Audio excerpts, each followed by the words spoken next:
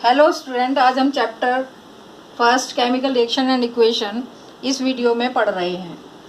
तो सबसे पहले मैं आपको बता दूं केमिकल रिएक्शन क्या है, ये केमिकल रिएक्शन कहाँ से आई। प्रीवियस क्लास में आपने चेंजेस पढ़े थे, फिजिकल चेंज और केमिकल चेंज।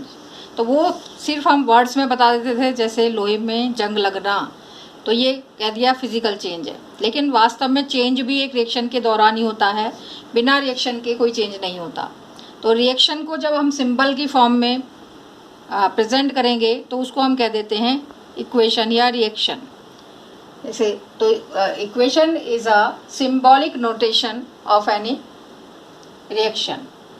जो भी रिएक्शन होती है उसका सिंबॉलिक नोटेशन इक्वेशन कहलाता है। जैसा कि मैंने यहाँ लिखा, इसमें हमने दो रिएक्टेंट लिए। ये जो रिएक्टेंट हैं जो रिएक्शन में पार्टिसिपेट करते हैं उनको रिएक्टेंट बोलते हैं, और जो बनते हैं उनको प्रोडक्ट बोला जाता है।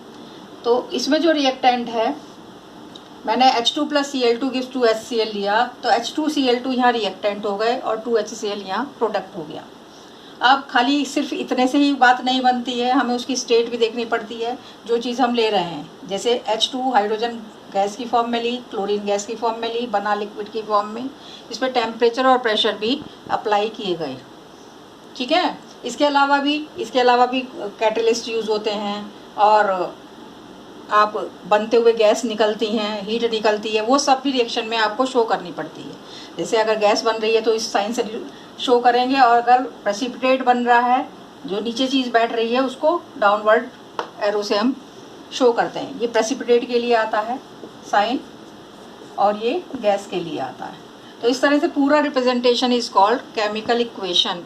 लेकिन केमिकल इक्वेशन बनाने के बाद ये ज़रूरी हो जाता है कि इसका बैलेंस होना क्यों आवश्यक है। रिएक्शन बैलेंस होती है तभी रिएक्शन कंप्लीट मानी जाती है। बैलेंस होने का मतलब ये है कि जो भी रिएक्टेंट आपने लिया है, जितना भी लिया है, सपोज 100 ग्राम दोनों का कॉम्बिनेशन लिया है, तो प्रोडक्ट भी लगभग 100 ग्राम आपको प्राप्त हो जाए, तो तभी रिएक्शन को बैलेंस करना माना जाता है। लेकिन वास्तव में ऐसा होता नहीं है कि 100 ग्राम लिया और 100 ग्राम ही आपको वापस मिल जाएगा, क्योंकि बहुत सारी रिएक्शन बनने में बहुत सारी परिस्थितियों से गुजरना पड़ता है। कहीं गैस बन रही है, कहीं टेम्परेचर लो हो रहा है, प्रेशर हाई हो रहा है, तो आपको उतना प्रोडक्ट नहीं बनता।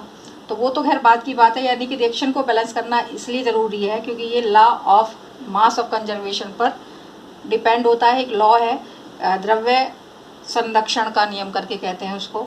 तो यानी कि दोनों साइड का द्रव्यमान बराबर होने करने के लिए हमें रिएक्शन को बैलेंस करना आवश्यक है। अब नेक्स्ट चीज़ आती है कि रिएक्शन कितने प्रकार की होती है। तो रिएक्शन के प्रकार मैं आपको शॉर्ट में समझा देती हूँ। Reaction number 1, combination reaction. Combination, इसका दूसरा नाम एडिशन भी है, एडिशन रिएक्शन। कॉम्बिनेशन के नाम से पता है कॉम्बाइन करना या ऐड करना या जोड़ना। हिंदी में कहते हैं इसको योगात्मक अभिक्रिया। जैसे H2 + Cl2 गिव्स 2HCl।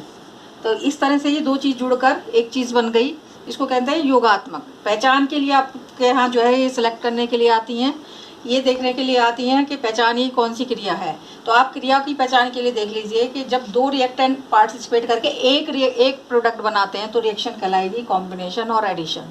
यानी कि दो पार्टिसिपेट कर रहे हैं, बन एक चीज़ रही है, तो रिएक्शन कहलाएगी एडिशन रिएक्शन।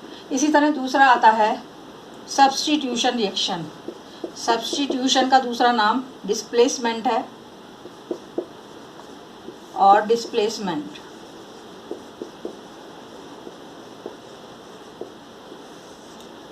डिस्प्लेसमेंट में क्या होता है, जैसे ये रिएक्शन मैं लिख रही हूँ, ZnSO4 बन रहा है ZnSO4 + Cu। डिस्प्लेसमेंट का मतलब है कि कोई मेटल अपने साथ वाले जो कंपाउंड है उससे जो है डिस्प्लेस कर दे, यानी इसको इसकी जगह से हटा दे। सब्स्टिट्यूशन का मतलब यही होता है कि एक मेटल दूसरे मेटल को सब्स्टिट्यूट कर दे, यानी कि डिस्प्लेस कर दे।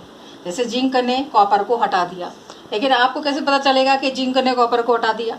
इसके लिए एक मेटल की रिएक्टिविटी सीरीज होती है, जो मेटल उस सीरीज़ में, एक रिएक्टिविटी सीरीज बुक में होगी, यहाँ हाइड्रोजन होता है, यहाँ कुछ मेटल होते हैं जैसे Na, Zn, Sn, Fe, नीचे होते हैं जैसे कॉपर, सिल्वर, गोल्ड। मैंने पूरी नहीं बनाई है लेकिन हल्का सा आपको बताया है। तो ये सारे जो होते हैं ये हाईली रिएक्टिव है। हाईली रिएक्टिव, और ये लीस्ट रिएक्टिव है। तो ये मेटल क्या है, इस वाली मेटल को डिस्प्लेस कर सकते हैं, यानी कि Zn कॉपर को कर सकता है, Zn टिन को भी कर सकता है, टिन Fe को कर सकता है, Cu Ag को कर सकता है, Ag Au को कर सकता है, यानी कि अपने से नीचे वाली मेटल को ही डिस्प्लेस करके नया कंपाउंड बना लेते हैं। इसको कहते हैं सब्स्टिट्यूशन और डिस्प्लेसमेंट रिएक्शन। थर्ड आता है decomposition reaction. Decomposition reaction, decomposition का मतलब किसी एक सब्सटेंस का दो सब्सटेंस में टूटना।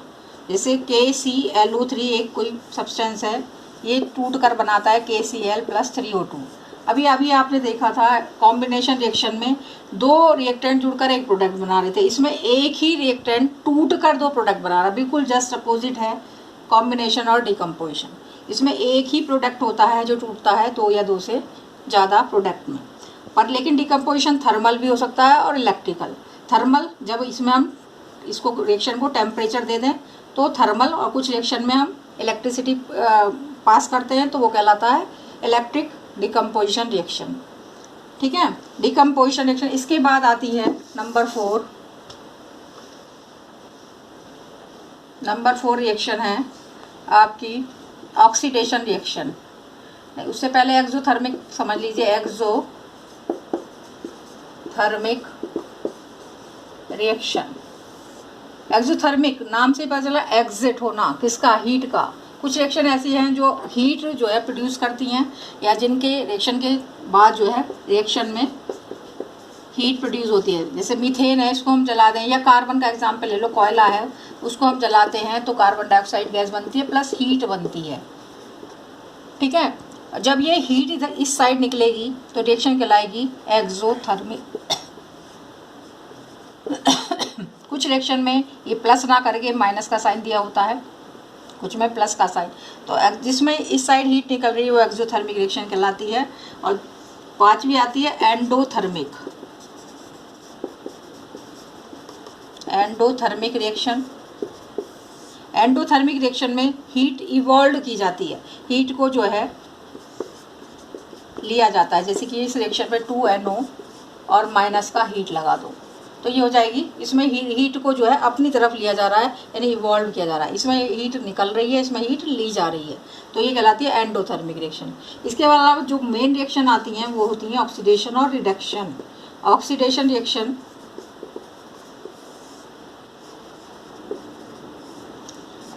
रिएक्शन वो होती हैं जिसमें ऑक्सीजन जो है ऐड होती है। जैसे किसी में अभी मैंने ऐड करा था C+O2 गिव्स CO2, तो this is called oxidation reaction, यानी जिसमें ऑक्सीजन ऐड हो रही है वो ऑक्सीडेशन रिएक्शन।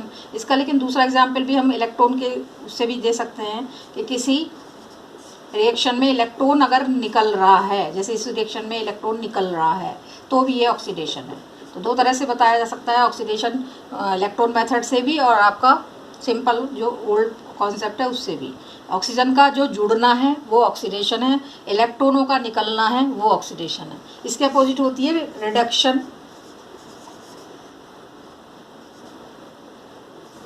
रिएक्शन।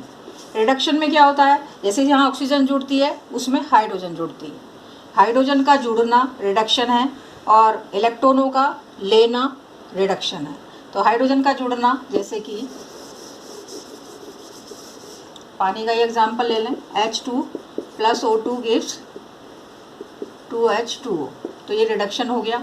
इसके अलावा क्लोरीन है Cl2+, इसमें जब लेते हैं तो माइनस का साइन आता है और ये हो जाएगी 2Cl नेगेटिव, यानी इलेक्ट्रॉन अगर इधर की साइड, इलेक्ट्रॉन को जब लेंगे तो इस साइड लेंगे और इलेक्ट्रॉन निकलेगा तो इस साइड निकलता है। तो इलेक्ट्रॉन अगर इस साइड निकलता है तो ऑक्सीडेशन, और अगर इधर इलेक्ट्रॉन लिया जा रहा है रिएक्टेंट की साइड तो रिडक्शन। ये दोनों एग्जाम्पल रिडक्शन के हो गए। तो आज इस वीडियो में हम सिर्फ रिएक्शन की टाइप के बारे में पढ़ेंगे। नेक्स्ट वीडियो में फिर हम रेंसिडिटी और कोरोजन, दो टॉपिक और इसमें हैं। तो रेंसिडिटी भी एक प्रकार का ऑक्सीडेशन ही है और कोरोजन भी एक प्रकार का ऑक्सीडेशन रिएक्शन ही है।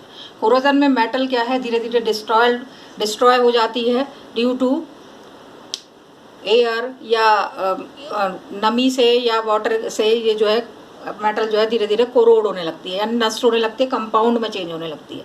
कोई मेटल जैसे जंग लगना, लोहे पर जंग लगना भी इसका एक एग्जाम्पल है कोरोजन का। कोरोजन में जो लोहा है वो नमी के संपर्क में आकर ऑक्सीजन को ग्रहण कर लेता है, जिससे कि उस पर जंग लग जाता है। तो जंग लगने पर एक फार्मूला जो आता है Fe2O3.X H2O, पानी का जुड़ना, ये कोरोजन का एग्जाम्पल हो जाता है। और रेंसिडिटी में क्या होता है, रेंसिडिटी में जो फैट और ऑयल होता है उसका डिकम्पोजिशन होने लगता है ड्यू टू ऑक्सीजन की कमी से। तो उसके लिए, उसको दूर करने के लिए हम एंटीऑक्सीडेंट यूज़ करते हैं। जैसे कि आपने देखा है चिप्स के पैकेट में नाइट्रोजन गैस भर दी जाती है, जिससे कि उसमें वो रेंसिड ना हो, ख़राब ना हो, वेस्ट ना हो। तो इस चैप्टर में आप यही सब पढ़ेंगे। इसमें से अगर क्वेश्चंस आएंगे तो रिएक्शन को आपको छांटना आना चाहिए कि कौन सी रिएक्शन किस तरह की है, कौन सी डिस्प्लेसमेंट है, कौन सी सब्स्टिट्यूशन है, कौन सी एडिशन है। इस तरह के क्वेश्चन बनकर आते हैं, या फिर रेंसिडिटी और कोरोजन पर शॉर्ट नोट आता है। तो आप इसे अपने नोट से तैयार कर लें। Okay, thank you.